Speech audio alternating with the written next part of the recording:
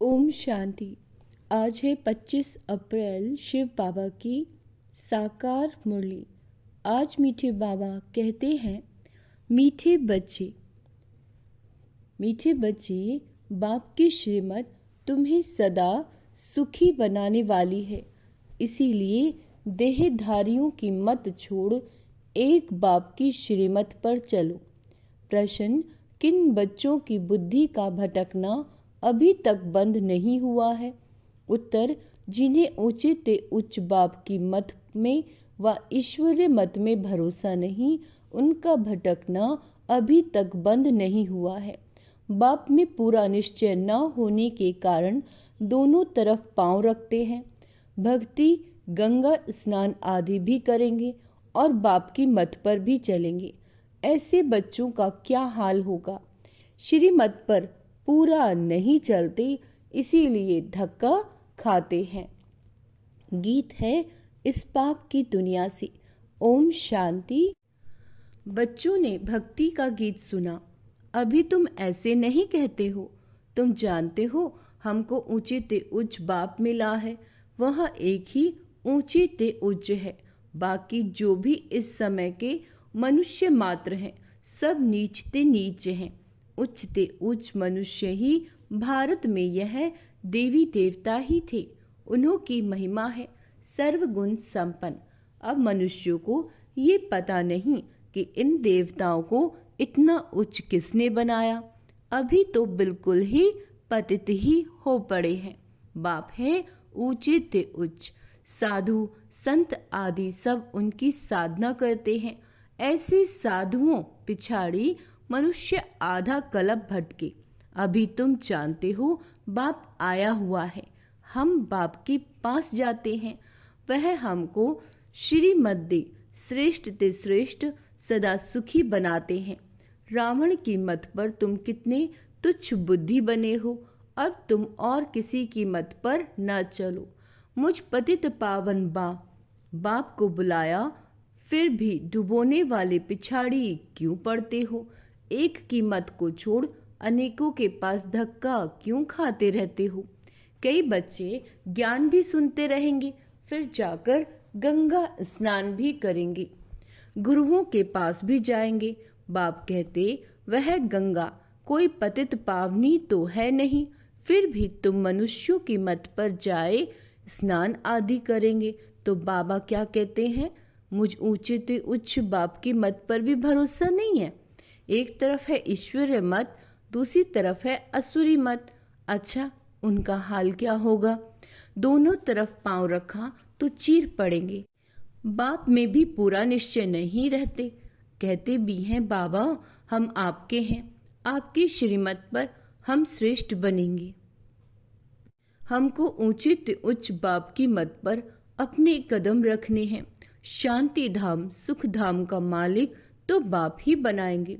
फिर बाप कहते, जिसके शरीर में मैंने प्रवेश किया उसने तो 12 गुरु किए, फिर भी तमो प्रधान ही बना, फायदा कुछ नहीं हुआ।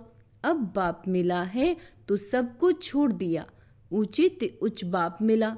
बाप ने कहा, हियर नो एवल, सी नो एवल।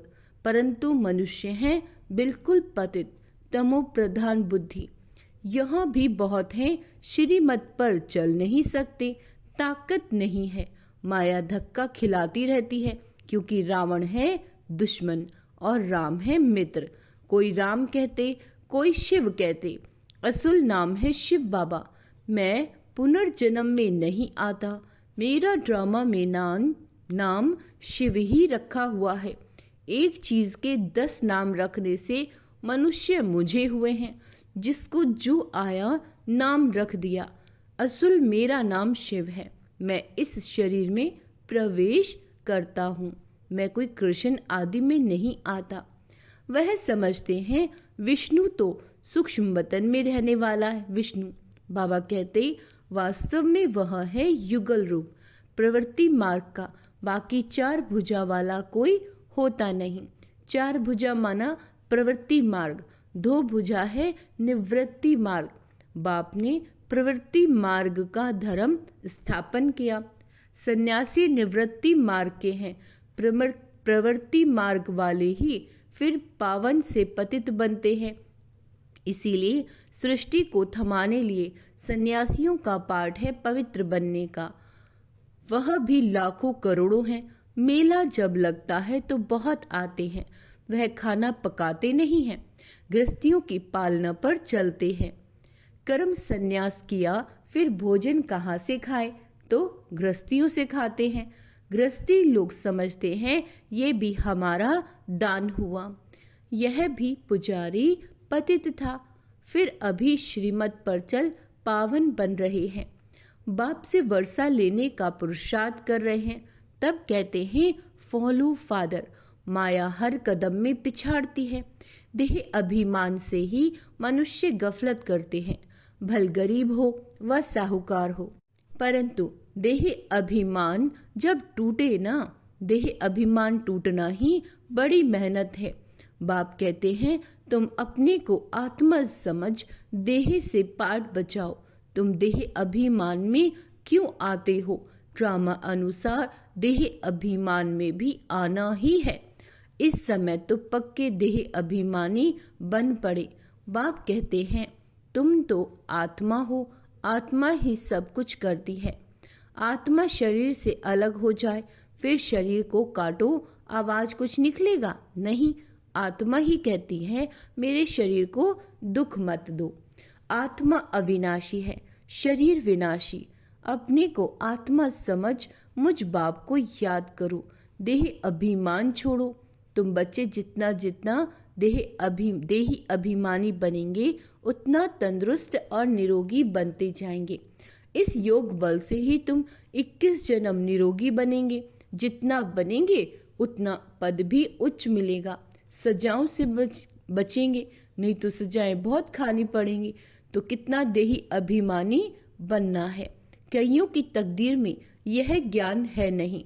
जब तक तुम्हारे कुल में न आए अर्थात ब्रह्मा मुख वंशावली ना बने तो ब्राह्मण बनने बगैर देवता कैसे बनेंगे? बल आते बहुत है। बाबा बाबा लिखते हैं अथवा कहते भी हैं, परंतु सिर्फ कहने मात्र। 1-2 चिट्ठी लिखी फिर गुम। वह भी सतयुग में आएंगे, परंतु प्रजा में। प्रजा तो बहुत बनती है ना। आगे चल जब बहुत दुख होगा तो बहुत भागेंगे। जब दुख होगा तो भागेंगे, आवाज होगा भगवान आया है। तुम्हारे भी बहुत सेंटर्स खुल जाएंगे। तुम बच्चों की कमी है, देही अभिमानी बनते नहीं हो। अर्जुन बहुत देह अभिमान है। अंत में कुछ भी देह अभिमान होगा तो पद भी कम हो जाएगा। फिर आकर दास दासी बनेंगे। दास दासियां भी नंबरवार ढेर होती हैं। राजाओं को दासियां दहेज में मिलती हैं, साहूकारों को नहीं मिलती।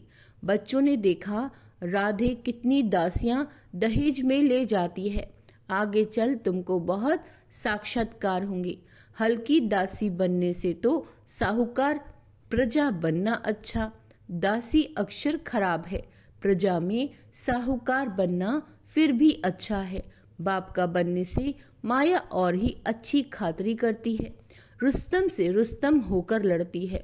देह अभिमान आ जाता है, शिव बाबा से भी मुंह फेर लेते हैं। बाबा को याद करना ही छोड़ देते हैं। अरे खाने की फुर्सत है और ऐसा बाबा जो विश्व का मालिक बनाते हैं उनको याद करने की फुर्सत नहीं। अच्छे अच्छे बच्चे शिव बाबा को भूल देह अभिमान में आ जाते हैं। नहीं तो ऐसा बाप जो जिये दान देते हैं उनको याद करके पत्र तो लिखें, परंतु यहाँ बात मत पूछो। माया एकदम नाक से पकड़ उड़ा देती है। कदम कदम श्रीमत पर चले तो कदम में पदम है। क्या कहा बाबा ने? श्रीमत पर कदम कदम श्रीमत पर चले तो कदम में पदम है। तुम अनगिनत धनवान बनते हो, वहां गिनती होती नहीं। धन दौलत खेती बाड़ी सब मिलता है, वहां तांबा लोहा पीतल आदि होता नहीं। सोने के ही सिक्के होते हैं। मकान ही सोने का बनाते हैं तो क्या नहीं होगा। यहाँ तो है ही भ्रष्टाचारी राज्य। यथा राजा रानी तथा प्रजा, सतयुग में यथा राजा रानी तथा प्रजा सब श्रेष्ठाचारी होते हैं, परंतु मनुष्यों की बुद्धि में बैठता थोड़ी ही है, तमो प्रधान है। बाप समझाते हैं, तुम भी ऐसे ही थे, यह भी ऐसा था। अब मैं आकर देवता बनाता हूँ तो भी बनते नहीं, आपस में लड़ते झगड़ते रहते हैं। मैं बहुत अच्छा हूँ, ऐसा हूँ, ये कोई समझते थोड़ी हैं कि हम दोजख में पड़े हैं, हम रौरव नरक में पड़े हैं। यह भी तुम बच्चे जानते हो, वो भी नंबरवार पुरुषार्थ अनुसार। मनुष्य बिल्कुल नरक में पड़े हैं, रात दिन चिंताओं में पड़े रहते हैं। ज्ञान मार्ग में जो आप समान बनाने की सेवा नहीं कर सकते, तेरे मेरे की चिंताओं में रहते हैं, वह बीमार रोगी हैं। बाप के सिवाय और किसी को याद किया तो वह विचारी हुए ना। बाप कहते हैं, और कोई की मत सुनो, मेरे से ही सुनो, मुझे याद करो, देवताओं को याद करो तो भी बेहतर है। मनुष्य को याद करने से कोई फायदा नहीं। यहाँ तो बाप कहते हैं, तुम सिर भी क्यों झुकाते हो? तुम इस बाबा के पास भी जब आते हो तो शिव बाबा को याद करके आओ। शिव बाबा को याद नहीं करते हो तो गोया पाप करते हो। बाबा कहते, पहले तो पवित्र बनने की प्रतिज्ञा करो, शिव बाबा को याद करो। बहुत परहेज है, बहुत मुश्किल कोई समझते हैं, इतनी बुद्धि नहीं है। बाप से कैसे चलना है, इसमें तो बड़ी मेहनत चाहिए। माला का दाना बनना कोई मासी का घर थोड़ी है, मुख्य है बाप को याद करना। तुम बाप को याद नहीं कर सकते हो, बाप की सर्विस, बाप की याद कितनी चाहिए। बाबा रोज कहते हैं, पोता मेल निकालो। जिन बच्चों को अपना कल्याण करने का ख्याल होता है, वह हर प्रकार से पूरी परहेज करते रहेंगे। उनका खान पान बड़ा सात्विक होगा। बाबा बच्चों के कल्याण के लिए कितना समझाते हैं। सब प्रकार की परहेज चाहिए, सब प्रकार की परहेज चाहिए, जांच करनी चाहिए। हमारा खान पान ऐसा तो नहीं, लोभी तो नहीं है। जब तक कर्मतीत अवस्था नहीं हुई तो माया उल्टा सुल्टा काम कराती रहेगी। उसमें टाइम पड़ा है, फिर मालूम पड़ेगा। अब तो विनाश सामने है, आग फैल गई है। तुम देखेंगे कैसे बॉम्ब्स गिरते हैं। भारत में तो रक्त की नदियां बहनी हैं, वहां बॉम्ब से एक दो को खत्म कर देंगे। नेचुरल क्लैमिटीज होंगी। मुसीबत सबसे ज्यादा जायज़ती भारत पर है। बाबा ने क्या कहा? मुसीबत सबसे जायज़ती भारत पर है। अपने ऊपर बहुत नजर रखनी है। हम क्या सर्विस करते हैं, कितनों को आप समान नर से नारायण बनाते हैं। कोई भक्ति में बहुत फंसे हुए हैं तो समझते हैं ये बच्चियां क्या पढ़ाएंगी। समझते नहीं कि इन्हों को पढ़ाने वाला बाप यानी भगवान है, शिव है। थोड़ा पढ़ा हुआ है, वह धनवान है तो लड़ने लग पड़ते हैं, आबरू ही गवा देते हैं। सतगुरु की निंदा कराने वाला ठौर ना पाए, फिर पाई पैसे का पद जाकर पाएंगे। अच्छा, मीठे मीठे सिक्के लदे बच्चों प्रति माता पिता बाप दादा का याद प्यार और गुड मॉर्निंग।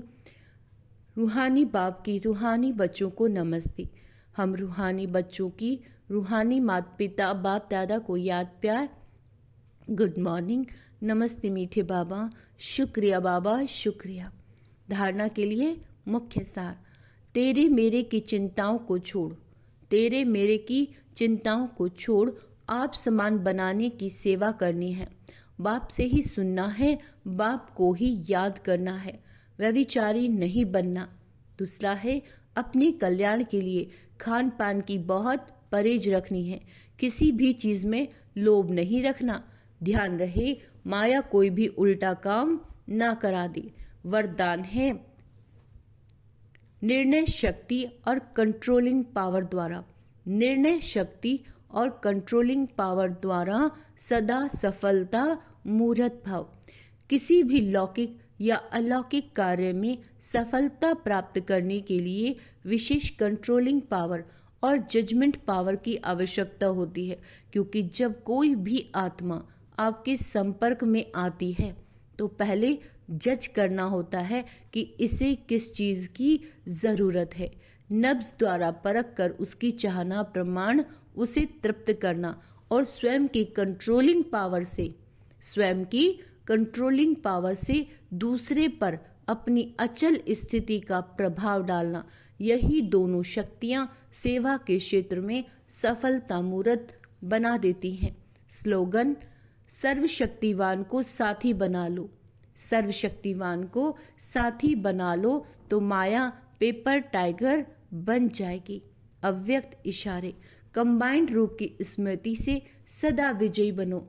सेवा के क्षेत्र में जो भिन्न भिन्न प्रकार के स्व प्रति व सेवा प्रति विघ्न आते हैं, उसका भी कारण सिर्फ यही होता है जो स्वयं को सिर्फ सेवाधारी समझते हो, लेकिन ईश्वरीय सेवाधारी क्या समझना है? मैं हूँ ईश्वरीय सेवाधारी, सिर्फ सर्विस पर नहीं लेकिन गॉडली सर्विस पर हूँ। इस स्मृति से याद और सेवा स्वतः ही कंबाइंड हो जाती है। अच्छा, ओम शांति। तो आज का स्वमान अभ्यास रखेंगे। मैं ईश्वरीय सेवाधारी हूँ। मैं मास्टर सर्वशक्तिवान आत्मा हूँ। मैं सफलता मूर्त आत्मा हूँ। अच्छा, ओम शांति।